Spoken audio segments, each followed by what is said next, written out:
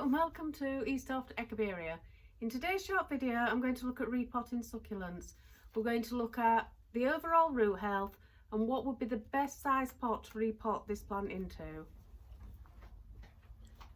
My preferred compost for potting Echeveria is 50% good quality compost with 50% horticultural grit.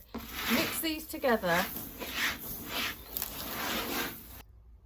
and that'll give you a good quality free draining compost mix.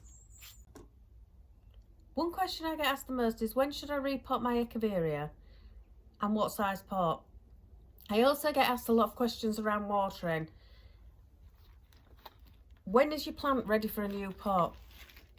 So if we look at this Echeveria linguis, you can see it's got a lovely root system, nice healthy roots, and this plant's ready for a new pot. This little Echeveria Zorro, it looks nice and healthy. Is it ready for a new pot? Right, its roots have not formed very well yet. It is rooting. You can see there's new white root growth from this cutting, but it's not yet ready to go up a pot size. Potting this up now would end up in the plant rotting out and subsequently dying. So we'll just pop that back in its pot later. The next question is what size pot? So I've got two pots, and a lot of the advice is take the plant so that its leaves touch the outside of the pot. If you're new to Echeveria, it's quite bad advice. More experienced growers would pot straight into this one. But if we look at the amount of soil that this pot will take,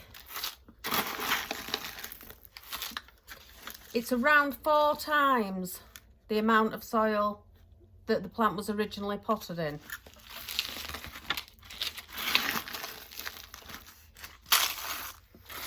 Pot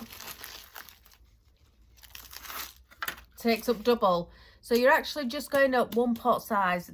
If you're new to Echeveria, going up one pot size at a time is really advisable. The biggest problem people have with their Echeveria is rotting them out. If you take your plant up one pot size,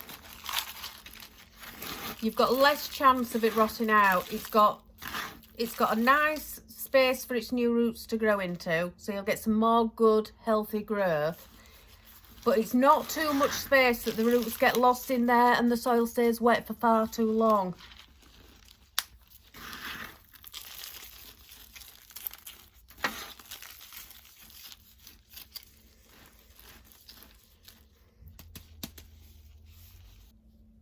The plant will be okay in this pot now for around 6 to 8 weeks.